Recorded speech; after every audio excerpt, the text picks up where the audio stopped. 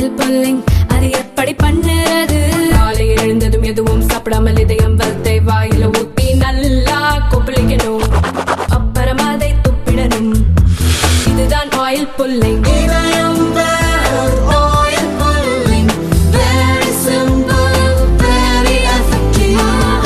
தமிழகத்தில் சாதிவாரி மக்கள் தொகை கணக்கெடுப்பை நடத்த வேண்டும் என்று தமிழக அரசை பாமக தலைவர் அன்புமணி வலியுறுத்தி வந்தார்.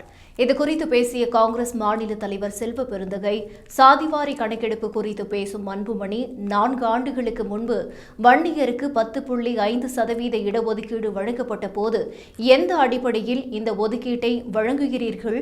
சாதிவாரி மக்கள் தொகை கணக்கெடுப்பை நடத்தி அதன் அடிப்படையில் கொடுங்கள் என்று எடப்பாடி பழனிசாமியிடம் கேட்டிருக்க வேண்டாம் என்று கேள்வி எழுப்பினார்.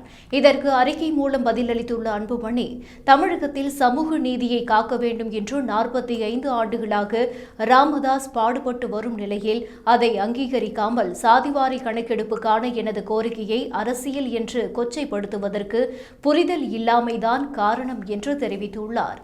மாநில அரசுகள் சாதிவாரி கணக்கெடுப்பு நடத்த வேண்டும் என்பதுதான் பாமகவின் நிலைப்பாடு.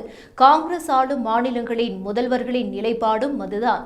ராகுல் காந்தியும் இதைத்தான் வலியுறுத்துகிறார் என்ற அவர், இந்த விவகாரத்தில் பாமகவுக்கும் காங்கிரசுக்கும் இடையிலான ஒற்றுமையை புரிந்து கொண்டு தமிழகத்தில் சாதிவாரி கணக்கெடுப்பு நடத்த தமிழக அரசுக்கு அழுத்தம் கொடுக்க வேண்டும் என்று தெரிவித்துள்ளார்.